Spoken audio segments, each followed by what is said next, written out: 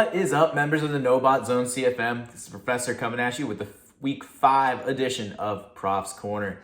Guys, I'm going to lead off with this real quick. Please make sure that you guys are posting your clips and your highlights. It really helps me to add to the Prof's Corner. And, you know, I read the updates to see if there's any info that I can potentially use. I obviously drop the clips in.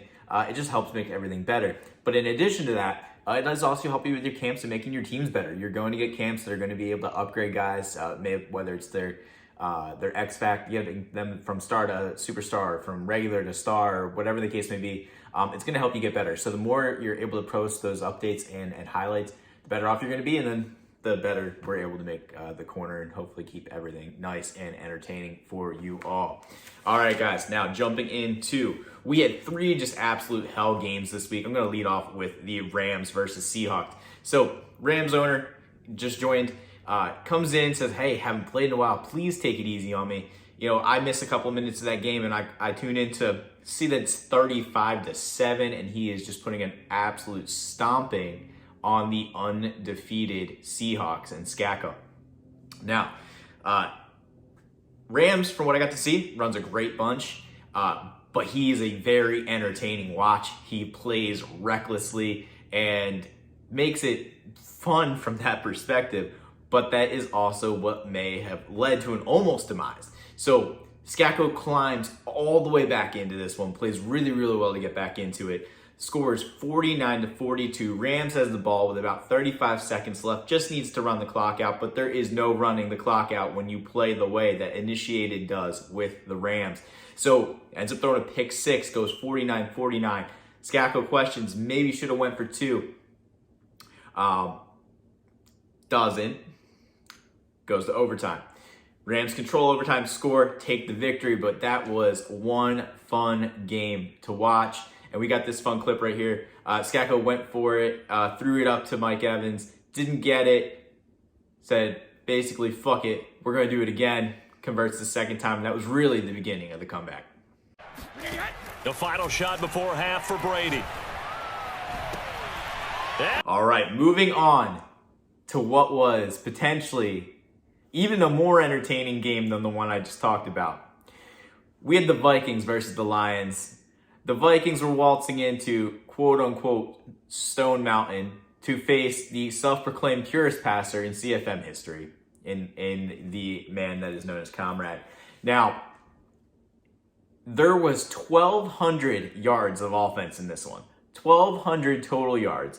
And yes, Comrade threw it down. He did 576 yards passing, 6 touchdowns, 2 more rushing touchdowns with Aaron Rodgers, because when you have escape artists on a 40-some-year-old quarterback, why not? But can you claim to be the purest passer in the CFM when you get outpassed in the same game? Vikings went ahead and threw for 677 yards, 7 touchdowns with Herbert, and somehow 366 and 3 touchdowns went to Evan Ingram, a tight end. It's not even like it was Tyreek Hill with 99 speed. We're talking about 88 speed Evan Ingram, 366 yards. So, yes, Reezy is the greatest, purest, whatever passer in CFM history, according to him. But even more so, he talks about his vaunted Sam defense and how it screams. And it did scream once for a really weird pick, fumble, interception, touchdown. It's the only time it got home. So moving forward, if Stone Mountain and Reezy are going to get it done and be a place you want to fear, we might need to find some defense. We'll see what happens tonight when he takes on Seals and the Bengals. Last game we're going to highlight was my game against Willie, Eagles versus Panthers. It was a phenomenal battle. We were back and forth. It was 14-14 at halftime. We each were able to get a couple picks off the other. Willie took a lead very late, went up 31-28, and we were marching down the field, and I was trying to bomb coverage. It wasn't working. I found myself at 4th and 29 with 13 seconds left, and this is how it went down.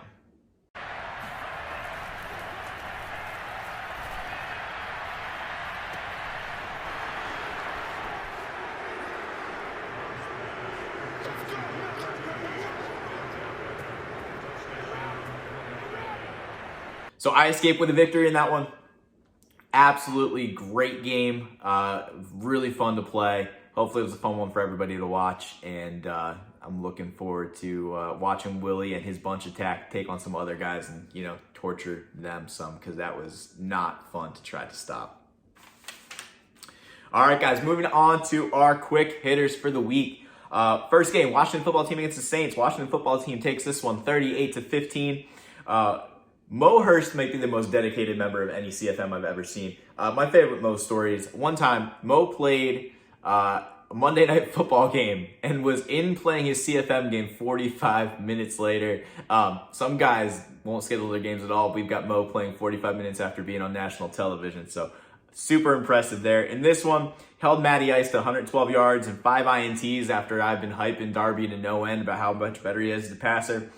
Drew Luck dazzled in this one. 320 yards, 3 touchdowns, looking good. Mo's going to be a tough one to play for most of the season. Pats versus Texans, 27-21. Desmond continues to be just locked down on defense. Allowed only 146 yards to the Texans in this one and continues to be efficient on offense. I don't think he's even really let loose on offense yet. I think once Des decides to take the training wheels off the offense and just let it fly, you're going to deal with someone who's potentially the best player team in the CFM, and I don't think anybody would argue with that. Dolphins versus Bucks, 20-18. Dolphins loses another heartbreaker where he outgains his opponent, loses on a late interception. Not technically loses on it. I guess he was down, but he was driving. Now, he did post this hell clip, though. Take a look at this one.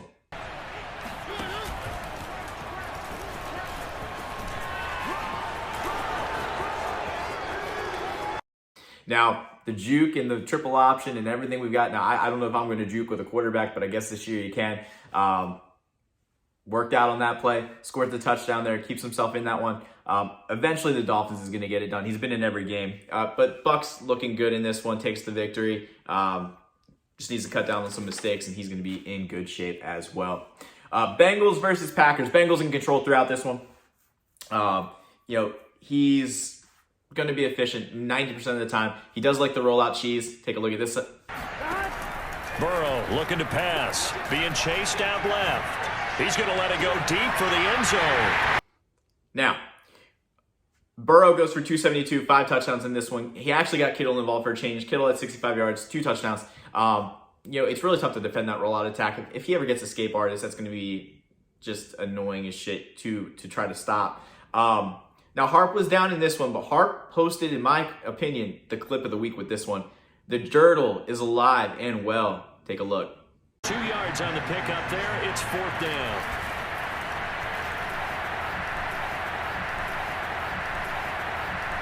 And a little bit of a consolation. All right, guys.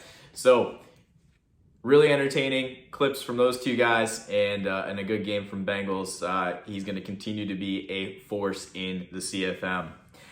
Broncos at Steelers. Broncos upsetting the Steelers 31-24. Lamar continues to impress through the air. 224 yards, 3 touchdowns. Did actually run a little bit in this one. Had 47 yards rushing. I got to ask, Chase, did Conrad play your game? 12 catches for the running back, Naheem Hines. Who else throws to the running back that much? That's wild. That is a wild stat. All right, Jags at Titans. 41-28. The Jaguars take this one. This is another game where Titans actually outgained the Jags. Wilson's finally rounding into form. He had 412 yards and 4 touchdowns. On the flip side, guys, I think Stop Griping, the owner of the Jaguars, might be the most underrated player in the CFM. He balls out most of the time. He plays really, really solid. Barring his loss to the Bengals, he only has 1 loss. So I think that he's somebody that really needs to be paid attention to in the CFM and taken seriously, because he can definitely ball out when he needs to.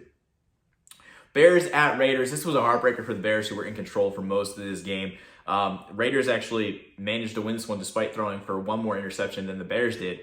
But once again, turnovers are what's holding Bears and Haji back. I know the Jumbo gave Sean some problems, and it's going to be hard because nobody uses it, so it's hard to figure out how to defend it. But in this one, a costly pick 6 wasn't in the end the difference, and I think it's only a matter of time until Haji fully cuts down on those interceptions and starts winning some more games. 49ers at the Cardinals. Cardinals, this was their debut, and they were very solid in their debut. But the 49ers got it done with Kellen Mond going nuts here. Keeps Envy over 500, going to 3-2. May have been the first time that if Envy had lost this game, may have been the first time that I know of that Envy would have had a losing record at any point in a season outside of week 1.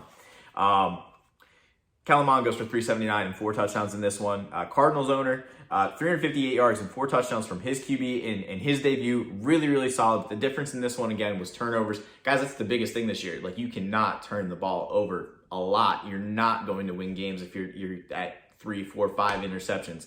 And that was the difference in this one. 3 interceptions from the Cardinals owner. I'm looking forward to seeing what's in store from that side. And that just made, the division that has the Rams, the Seahawks, and the Cardinals, that division is now a hell division with the new owners that just joined in. Bills at the Chiefs. Bills take this one. This was the Bills owner's debut as well, 35-28.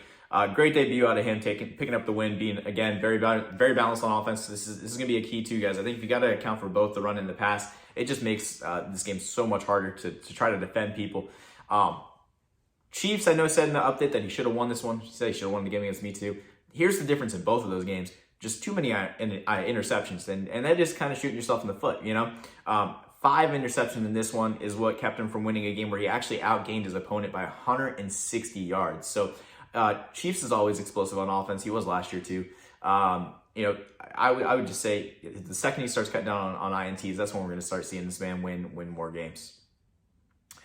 Ravens at Colts. That's our last game, guys. Ravens take this one 44-36. Ragusa continues to be very, very balanced. 120 yards rushing, 120 yards passing, 190 yards rushing.